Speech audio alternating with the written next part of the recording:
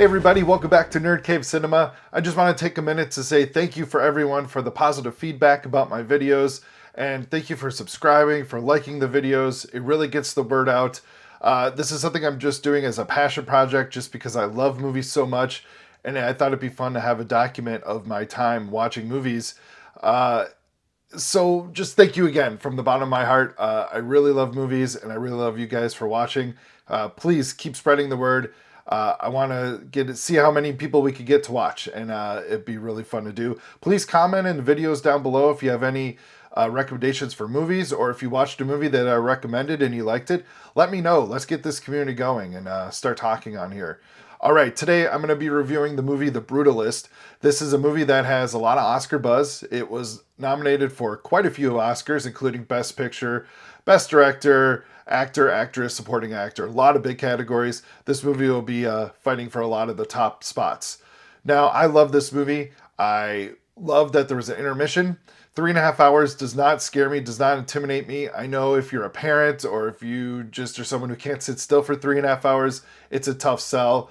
But if you have the time to see it on the big screen, I highly suggest it. I just saw it on a normal big screen at the theater, and I really wish I would have saw it in IMAX or in the vision that it was meant for. The director, Bradley Colbert, is in VistaVision, which is 70 millimeter, which is like just the widest screen you could possibly find, which is pretty tough where I live in the country. But if you're on one of the coasts, you have a little bit better chance of seeing it in the original, what it was meant for, 70 millimeter. This movie reminded me a lot of Paul Thomas Anderson movies and Martin Scorsese movies, particularly The Aviator, The Master, and There Will Be Blood. Those movies have some humor in it from those directors. Paul Thomas Anderson has some dark humor. Scorsese always has something kind of funny in his movies. The one thing about The Brutalist is it's a brutal movie. Not pun intended. It is a relentless look at immigrant life in the 40s all the way through to the 80s. And Adrian Brody has an amazing performance. I feel like he might win his second Oscar after winning for The Pianist. And Felicity Jones was amazing as the wife. She comes in after the intermission and she just pretty much is like just throws the movie for a loop. Was not expecting this from the wife character, so I was really pleasantly surprised by Felicity Jones.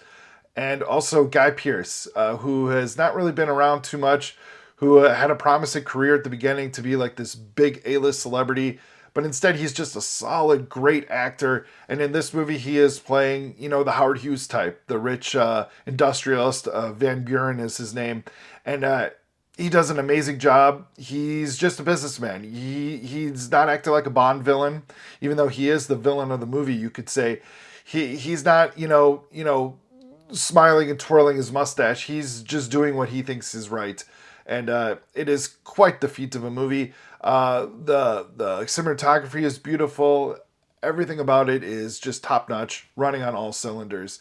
The MVP of the movie for me is Daniel Blumberg, the composer for this movie. The score of this is just amazing. The sting, the hook, the catcher of the score feels like almost like a rejected Superman score. It just is. It feels like superheroic and epic and big, and it makes sense for a movie about brutalist architecture.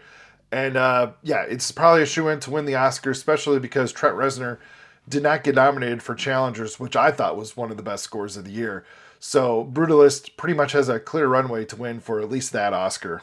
So I'm excited to see come Oscar time how this movie will do. I think it's going to win a handful of Oscars, hopefully Best Picture, because I feel like this might be the one to beat.